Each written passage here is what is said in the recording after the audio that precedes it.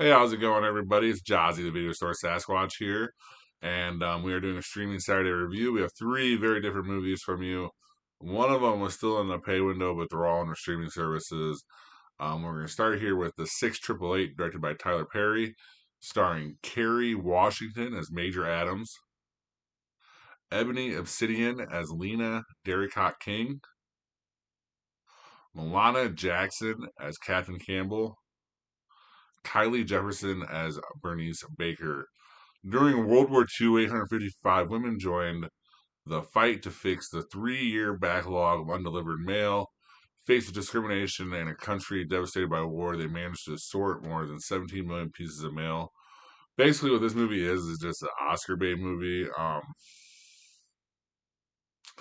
It's a really good story. Of course, it's amazing how every group of people or every group of person in the United States kind of came together for World War II, and they all kind of found their own thing. And there's tons of stories out there that we haven't even probably thought of telling yet for movies. But this movie plays more like a movie that you watch as you're watching a movie, and you like every scene is over dramatized, and like everything is to like overcome a hurdle, and it doesn't play well in 2024 as that kind of same thing here. The biggest thing with this movie here is the fact that Tyler Perry did it. Oprah is in it. Kerry Washington is unbelievable in it. Ebony Obsidian's amazing in it. A lot of great performances in this movie. So I don't want to take away the performances. It's just like it's over dramatized. It's overdone. And like we could have done a little less subtleness, and we would have had just as good as a movie, or a little more subtleness, and we would have had just a good movie than we got with this. And I mean, it's not even that it's a bad movie. It's just like an average movie. It's just definite Oscar bait, especially towards this end of the year and with all the people involved into it, and the story itself being a World War II story. It just those all things are all Oscar baits and everyone's category. So that's just what I want to say about it. I give it a C minus overall. A war movie, I probably would have gave it like a D plus, but I'm just gonna go with C minus overall for everything.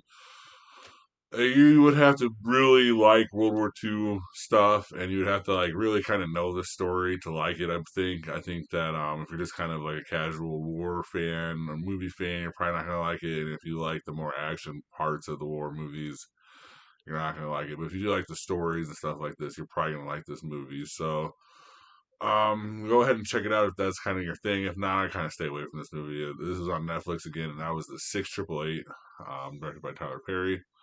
This next one I had to actually pay for from Prime, and that's all right. I wanted to watch it. I should have probably saw it in theaters. This was Saturday Night, directed by Jason Reitman, starring Gabriel LaBelle as Lauren Michaels, Rachel Sennott as Rosie Schuster, Corey Michael Smith as Chevy Chase, and Ella Hunt as Gilda Radner. At 11:30 p.m. on October 11th, 1975, a ferocious troupe of young comedians and writers change television forever. Find out what happened behind the scenes in that 90 minutes leading up to the first broadcast of SNL in 1975. This movie was really good.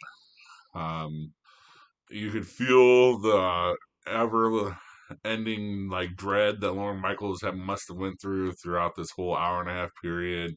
You see the pressure that the studios get. I didn't even know about the whole Johnny Carson kind of late night thing is kind of what is all this is all about too, is kind of like a war between the networks and Carson to get Carson to do remakes, or not remakes but show redos or whatever, repeats, and he just refused to do it. They wanted to do it for Saturday night, and they wanted to show there's absolutely nothing that could survive on Saturday night, so they hired all these young actors in it. The actors who portrayed the people in the show, you notice them right away. You know who they are. So there's not like trying to like guess here and there. I thought the guy who played George Carlin was really well, or did really well. The guy who did Andy Kaufman was very good too, and the guy who did Jim Belushi was very well done, very well. I didn't look up all their names. I should have for this, but I gave it a B for a comedy, a B plus overall. This was a little bit movie better as overall movie. It's definitely like a love story to TV, a love story to SNL. So if you're an SNL fan, you're definitely gonna love this movie. If you like, just like kind of like TV history, kind of like history itself, you're kind of like this movie. It is very well done. There's nothing wrong with this movie at all. I'm sure it'll be on Peacock eventually. It has to be, right? Because that's where everything that NBC deals with goes. So we will probably be looking for that on Peacock here soon. So I definitely would check that movie out. And this last one, Conclave, directed by Edward Berger, starring Ralph Fiennes as Father Lawrence, Stanley Tucci as Father Bellany, John Lithgow as Father Tremblay, and Lucian Massinati as Father Ademie. When Cardinal Lawrence is tasked with leading one of the world's most secretive and ancient events, like a new pope, he finds himself at the center of a conspiracy that could shake the very foundation of the Catholic Church. This movie, again, I was one of the ones I probably should have saw in theaters. A little slow, I'm not gonna lie. I'm not gonna sit here and say it wasn't a little slow because it is a drama, it is PG, but it was good for what it was. Ralph Fiennes put on a hell of a performance. Lithgow puts on a really good. Tucci, amazing performances all around in this movie. It was interesting to like kind of see the inner workings of the thought of the inner workings of the Catholic Church and kind of what would go on during a conclave. Good, yeah. I mean, I gave it a B minus overall. Um, not, I mean, I don't really want to say too much about this movie because there is like I could probably spoil it here and there, little parts here and there. So I just kind of wanted to say it's good. Definitely find it. It's on Peacock. I think at wartime for the Emmys and the Oscars and stuff like this is definitely gonna be one of those movies it's gonna get probably best actor, probably even be involved in the best picture. So yeah, it was good. So I would find that one. That was Conclave, directed by Edward Berger. And then we're gonna go on to our little thing here for the end of the year. We've done best horror movie performance already. We've done best performance already, or no, we've done best horror movie. And we've let out the best performance in a bad movie, and we've let out that's three of the. Which else was? What's the other one that we've gone through? Shit. The worst movie overall. So we let all those out. So the worst movie overall, best performance in the bad movie, uh, best horror movie performances, male and female, and best horror movie. We have best female and male performances here, and that we're about to do here, and then we have the best movie overall, which will be done on the Monday morning, the Monday morning review. So for the best female performance overall, we have Zendaya, Tashi Donaldson, challengers. This movie, it was kind of like a sleeper movie for me. I went and saw it afterwards, but it was good. Actually did a streaming Saturday on it. So yeah, definitely she deserves it here. Demi Moore, Elizabeth, The Substance. She was best. This is best female horror performance too. So we just know that she was just good in this movie. Naomi Scott, Sky Riley, Smile 2 is the same thing with Demi Moore. It was best female horror performance. We know she's good in it. Kristen Stewart, Lou, Love Lies Bleeding. I feel like this movie kind of went under the radar.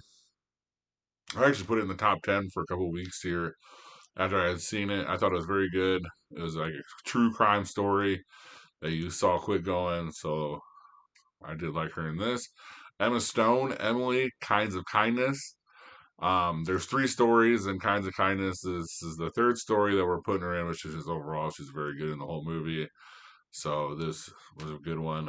Ariana Grande, Glinda, Wicked. We know it's taking over everywhere. Everyone has to have some kind of Wicked into their top movies.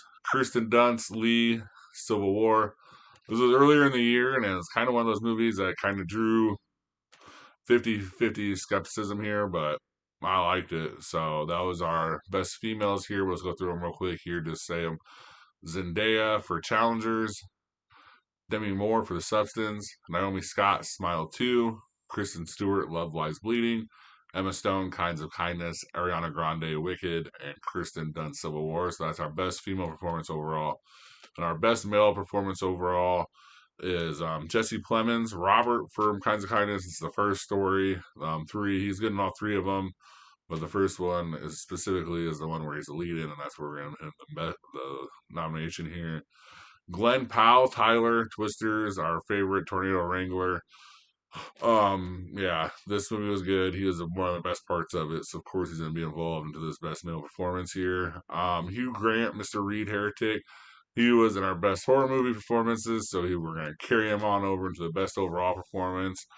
So there we are. James McAvoy, Patty, Speak No Evil. Same thing with Hugh Grant and Demi Moore and Naomi Scott. They're all the top of the top performers, so that's why they're involved here. Dev Patel, the kid from Monkey Man. We haven't seen this movie. I definitely would check it out. Very good action and very good the story. Just a very good movie all around. It's like I told my buddy after I watched it, this is a movie.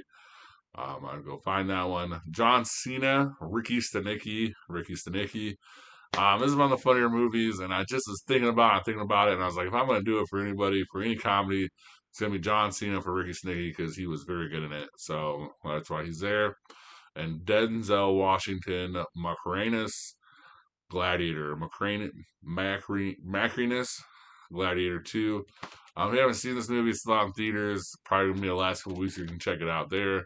Very good. And Denzel Washington out of this world good in it, especially with how just completely different this is for any other Denzel movie we watch. So we'll go through that one more time real quick. Male performance overall for 2024 is Jesse Plemons, Kinds of Kindness, Glenn Powell, Twisters, Hugh Grant, Heretic, James McAvoy, Speak No Evil, Dev Patel, The Monkey Man, John Cena, Ricky Stenicki, and Denzel Washington, Gladiator 2.